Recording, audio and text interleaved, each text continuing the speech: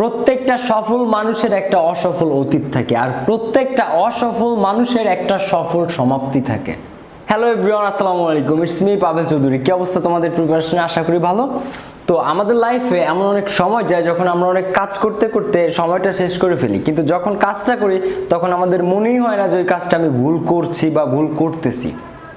আমরা যখন এই যে সাপোজ এখন তুমি তোমার লাইফের যে সময়টা পার করতেছো, মনে হচ্ছে যেন ঠিকঠাক যাচ্ছে, দিন ঠিকঠাক যাচ্ছে, সময় কোনো অসুবিধা নেই, বাট ঠিক একটা টাইম পরে যে মনে হবে কি যে না রে, এই যে টাইমটা তোমার কাছে এখন ঠিক মনে হচ্ছে না, পরবর্তীতে মনে হবে আহারে ওই সময় এই কাজগুলো ভুল করছি। সো আজকে আমরা স্টুডেন্ট লাইফের এরকম 7 বিগেস্ট মিস্টেক নিয়ে আলোচনা করতে যাচ্ছি, যে মিস্টেকগুলো কম বেশি সবাই করে থাকে।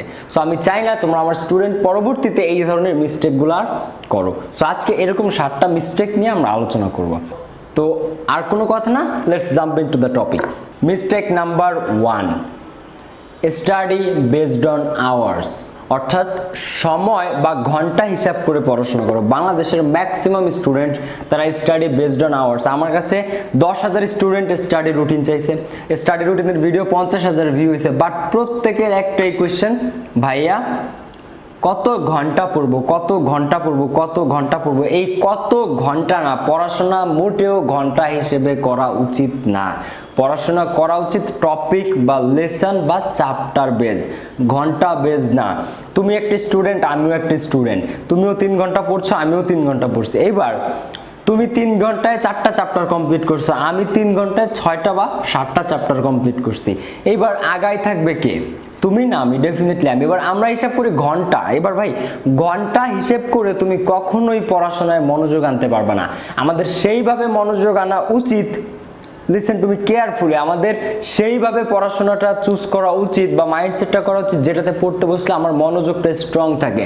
তুমি যখন চ্যাপ্টার ওয়াইজ পড়তে বসো, তোমার মাথায় যখন ঘন্টা থাকে না, চ্যাপ্টার থাকে, তখন তুমি ট্রাই করো যে আমি এই চ্যাপ্টারটা শেষ করে পরের চ্যাপ্টারে যাব, পরের চ্যাপ্টারটা শেষ করতে হবে আমার, তারপরে অন্য চ্যাপ্টারে যাব, এইটা চিন্তা করো। তুমি যখন ঘন্টা হিসেবে চিন্তা করো, তখন তুমি খালি এইটা দেখো যে কয় ঘন্টা হয়েছে আমি পড়তে বসছি, 1 ঘন্টা হয়েছে না, 2 ঘন্টা হয়েছে না, 3 ঘন্টা হয়েছে না, 4 ঘন্টা হয়েছে। তখন তুমি টাইম পাসের মতো ঘন্টা পাস করতেছো, কিন্তু পড়াশোনার ইফেক্টিভিটিটা নাই।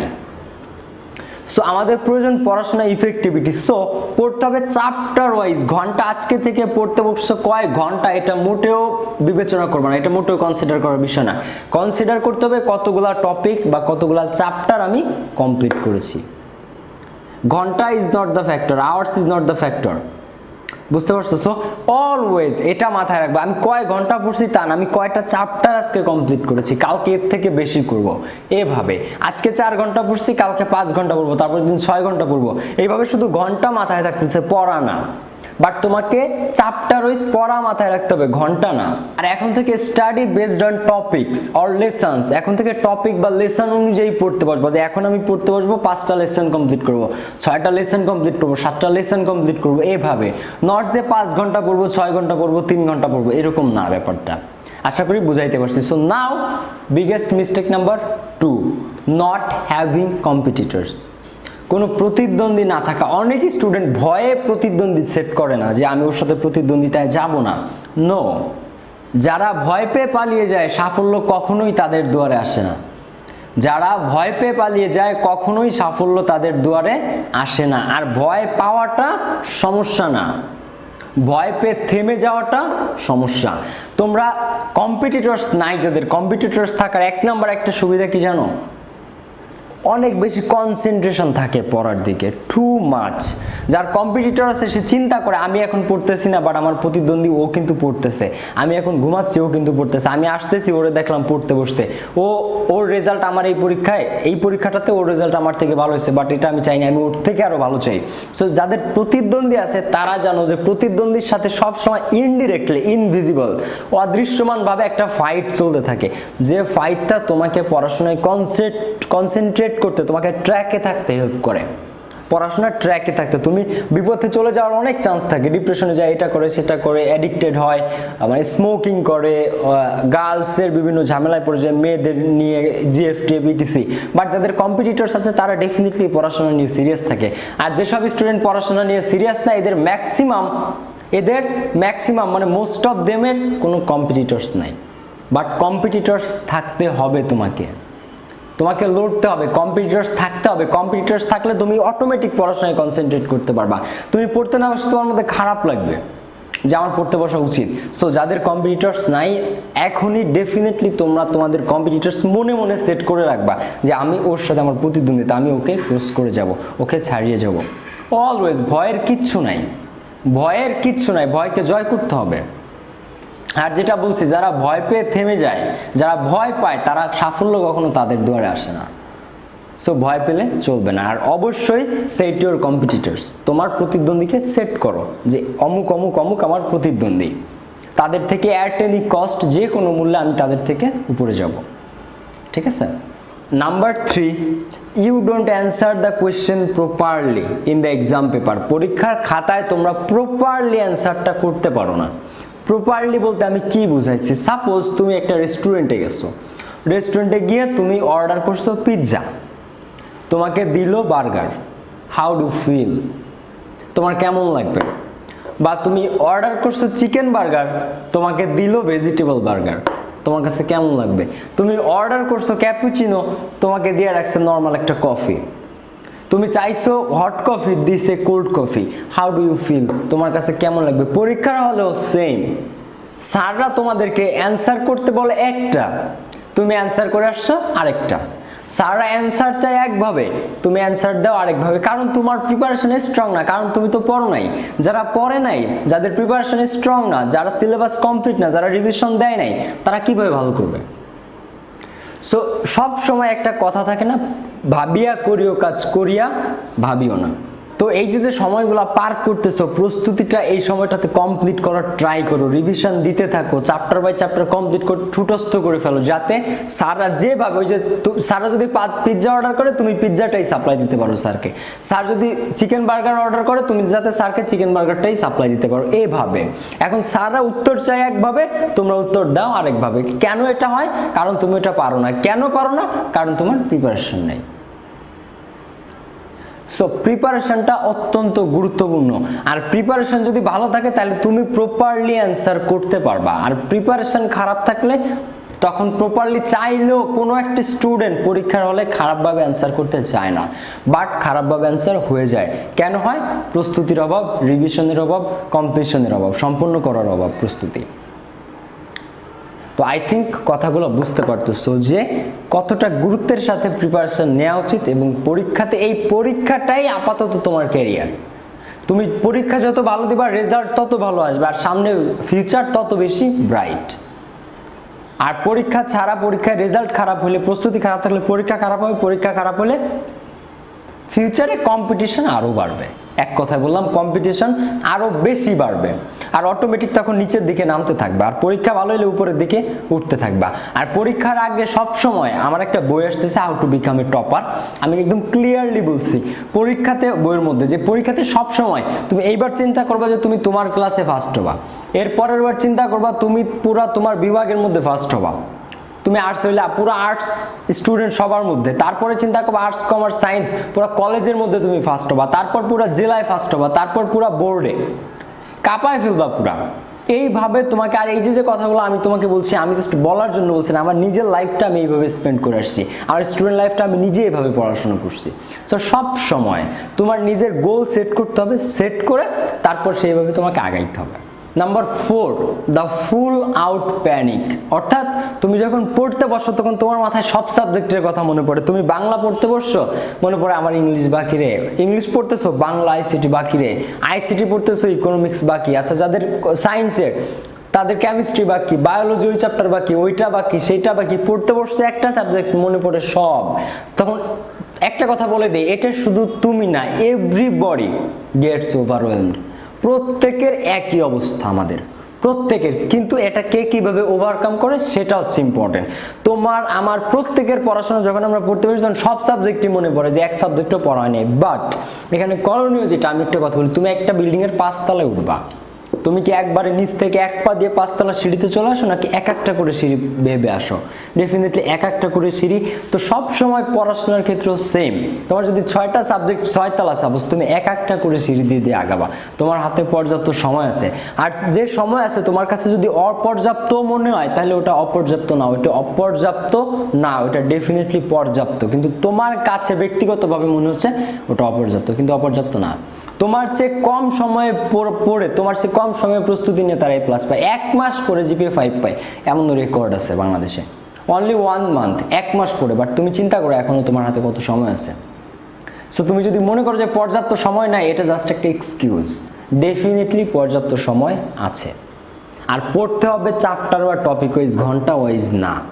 আর একটা বড় প্রবলেম হচ্ছে যে স্টার্ট করে লেটে, পরবর্তীতে রিগ্রেট করে। ঠিক আছে, start late and regretting letter. অর্থাৎ দেরি করে পড়াশোনা শুরু করে, পরীক্ষার 1 সপ্তাহ আগে যে রাশ, পরীক্ষার 1 সপ্তাহ তোমার এমন কোনো হোমওয়ার্ক বা মানে অ্যাসাইনমেন্ট আছে যেটা তুমি পরীক্ষার মানে একদম যেদিন লাস্ট ডেট তার আগের দিন কমপ্লিট করছো, এমন হয় না?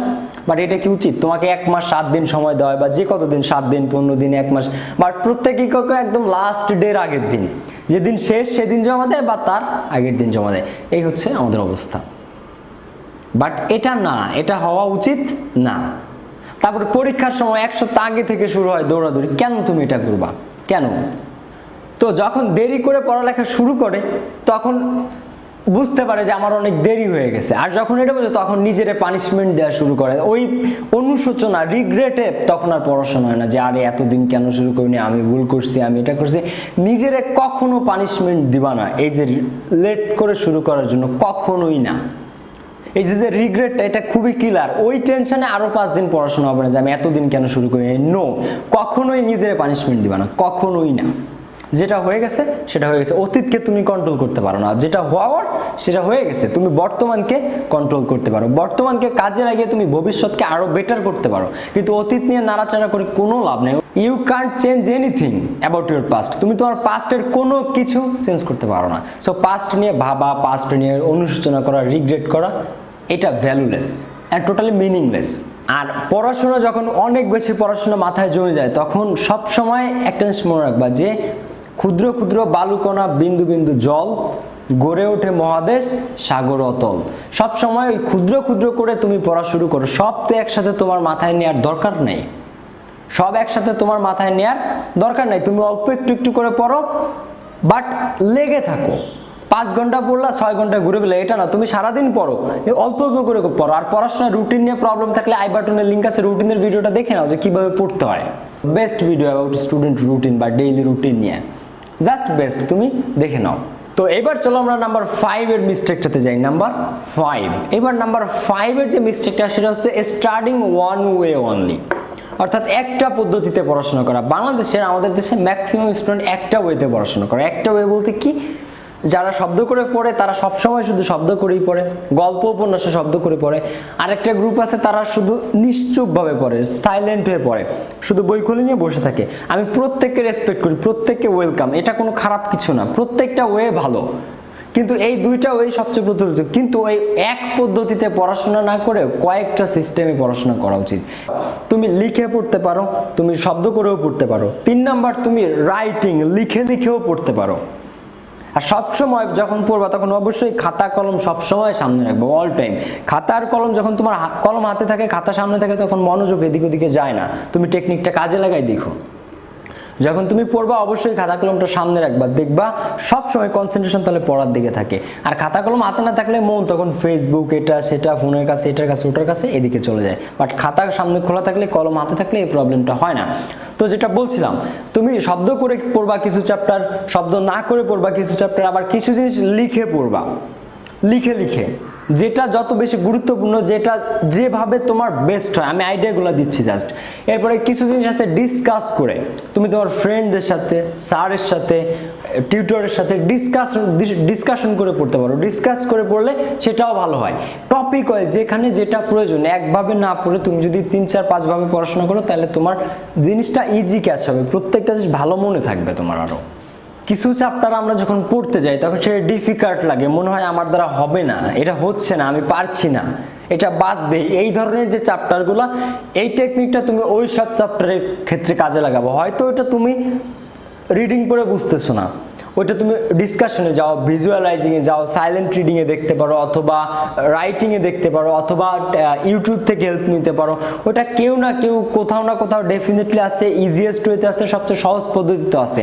সেক্ষেত্রে তুমি কাজে লাগাইতে পারো। হয়তো তুমি যেভাবে পড়তেছো, বুঝতে চাচ্ছ, ওটা হয়তো অন্যভাবে বুঝাইলে তুমি বুঝবা।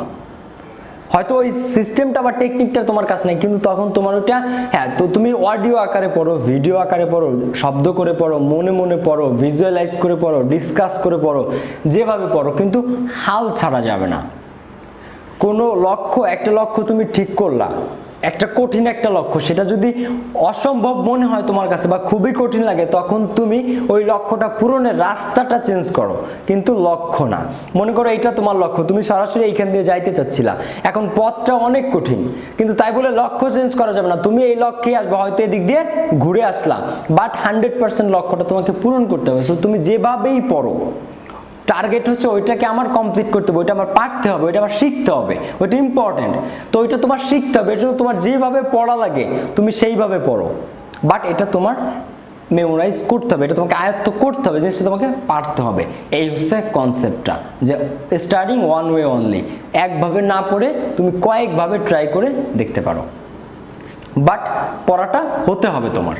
তো এরপরে আসে প্রবলেম নাম্বার 6 এর প্রবলেমটা কি? দ্য মিডিয়া ফ্রেঞ্জি, অতিরিক্ত মিডিয়া পাগল। Social media, Facebook, YouTube, Instagram একটা কিলার। এখনকার যে অবস্থা, সিচুয়েশন, ফোন, ফেসবুক, ইউটিউব এগুলো ছাড়া জীবন কল্পনা করা যায় না, চিন্তা করা যাচ্ছে না, বাট এটা টাইম কিলার। সময়টাকে পুরা ওয়েস্ট করে দিচ্ছে Facebook, YouTube. So Facebook, YouTube চালাও, সেটা সমস্যা না, কিন্তু অতিমাত্রায় চালানোটা সমস্যা। তুমি প্রতিদিন 4টা থেকে 4:30 এই অনলি আধা ঘন্টা ফেসবুক চালাও, অনলি 30 মিনিট। সকালে উঠেই তোমরা ফেসবুক চালাও, সারাদিন র্যান্ডমলি চালাইতে থাকো, এইটাই হচ্ছে প্রবলেম। তুমি আজকে থেকে প্রমিস করবা যে আমি 4টার আগে ঢুকবোই না, 4টা থেকে 4:30 অনলি 30 মিনিট আমি ফেসবুক ব্যবহার করবো, আর প্রয়োজনীয় কাজে, অপ্রয়োজনীয় কোনো কাজে না। সাকসেসফুল হওয়ার আগে তোমাকে অনেক কিছু মেনটেন করতে হবে, নিজেকে কন্ট্রোল করতে হবে, ডিসিপ্লিন পুরোপুরি না হলেও ডিসিপ্লিনের হ্যাবিটের মধ্যে যেতে হবে। যদি সব কিছু সহজ হইতো তাহলে সবাই সাকসেসফুল হইতো। সো মিডিয়ার নেশা যাদের যারা হ্যাভিলি ফেসবুক ইউজার, এক্সট্রিম লেভেলের, তারা একটু নিজেদেরকে কন্ট্রোল করো, পড়াশোনায় ফিরে আসো, রিভিশন দিয়ে স্টার্ট করো, চ্যাপ্টার বাই চ্যাপ্টার কমপ্লিট করা শুরু করো, নিজে নিজে এক্সাম দিয়ে, টেস্ট দিয়ে দেখো তুমি এই মুহূর্তে পরীক্ষা দিলে A- পাবা, এ পাবা নাকি A+ পাবা নাকি গোল্ডেন পাবা, নিজেরা জাজ করে দেখো, তারপর সেখান থেকে শুরু করো। এখনো এনাফ সময় আছে, এনাফ টাইম আছে, এখনো এনাফ। তুমি চাইলে অবশ্যই সম্ভব, অবশ্যই। তো প্রবলেম নাম্বার 7 অ্যান্ড লাস্ট। তো আজকের যে আমাদের বিগেস্ট প্রবলেমের মধ্যে 7 যেটা, সেটা হচ্ছে fall for girls or emotional relationship. কলেজে ছেলেরা মেয়েদের প্রতি বা মেয়েরা ছেলেদের প্রতি স্টুডেন্ট লাইফে যে ক্রাশটা বা ফল ফর ইমোশনাল রিলেশনশিপ, আবেগিক যে ব্যাপারগুলো থাকে, এইগুলা টোটালি এড়াই চলতে হবে। আর পাস্টে যা কিছু আছে সব ভুলে যেতে হবে। এখন থেকে একটা নতুন জীবন শুরু করো। প্রত্যেকটা সফল মানুষের একটা অসফল অতীত থাকে, আর প্রত্যেকটা অসফল মানুষের একটা সফল সমাপ্তি থাকে। তো তোমার অতীতে যাই হোক না কেন, একটা সফল সমাপ্তি এটা হতে পারে, আর ইনশাআল্লাহ অবশ্যই হবে। নিজের উপর বিশ্বাস রাখো, পরিশ্রম করো। একজন মানুষ যত বড় হতে চায় সে তত বড় হতে পারে যদি সে নিজের উপর বিশ্বাস রাখে, সাহসী হয় এবং পরিশ্রম করে। আর ওই বড় জিনিসটা অর্জনের জন্য সে যদি ছোট ছোট ত্যাগ স্বীকার করতে পারে, তাহলে কেউ তাকে আটকে রাখতে পারে না, সে অবশ্যই সফল হয়, বিজয়ী হয়। এই জিনিসটা সব সময় মনে রাখবা। সো বড় জিনিস অ্যাচিভ করার জন্য ছোট ছোট জিনিস তোমাকে অবশ্যই ছাড়তে হবে। আমার এমন অনেক গল্প জানা আছে, অনেক ফ্রেন্ড সার্কেলকে দেখেছি কলেজে first, second, third, but emotional relationship বা ক্রাশ বা জিএফ বা বিএফ এই ধরনের ম্যাটার্সগুলোর মধ্যে, এগুলো খারাপ ভালো আমি কোনোটাই বলছি না, এগুলো ম্যাটার্সগুলোর মধ্যে পড়ে ফার্স্ট হইতো, ফার্স্ট কলেজে ক্লাসে ফার্স্ট হইতো, সে লাস্টে 10-এর ওই পাশে চলে যায়, একটা অ্যাভারেজ স্টুডেন্টে পরিণত হয়ে যায়, টপার থেকে অ্যাভারেজ। আবার এমন অনেক ছেলে মেয়ে দেখছি যারা অ্যাভারেজ থেকে টপারে চলে যায়। এটা আমি একটা ব্রিলিয়ান্ট স্টুডেন্টের কথা তোমাকে বললাম, আর অ্যাভারেজ যারা রিলেশনশিপের মধ্যে যে ডিস্ট্রয় করে ফেলছে নিজেদেরকে সেটা বাদই দিলাম, সেটা তো কমন। একটা সাধারণ স্টুডেন্ট যদি একটা রিলেশনশিপে যায় বা এগুলোর মধ্যে যে খারাপ হয় সেটা কেউ দেখে না, বাট একটা টপার যখন, আমি জাস্ট সিচুয়েশনটা তোমাকে বোঝাচ্ছি, একটা টপার নিজেকে কন্ট্রোল করতে পারে নাই, টপ থেকে নিচে নেমে গেছে, অ্যাভারেজে চলে আসছে। চিন্তা করো, সে পারে নাই রিলেশনশিপে যাওয়ার পরে সেই টপ পজিশনটা ধরে রাখতে, তো কি পরিমাণ ইমোশন কাজ করে এই এজে, এই অ্যাডোলেসেন্ট টাইমে, এটা ভাবো। আর ডেফিনেটলি এগুলো থেকে দূরে থাকো। এটার বয়স যখন আসবে তখন করো, ভার্সিটিতে যাও বা ক্যারিয়ারে ঢুকো কমপ্লিটলি, তখন, not now. I will catch you on the next video. So আজকে এ পর্যন্তই। I will catch you in the next video. Until then, take care, bye by.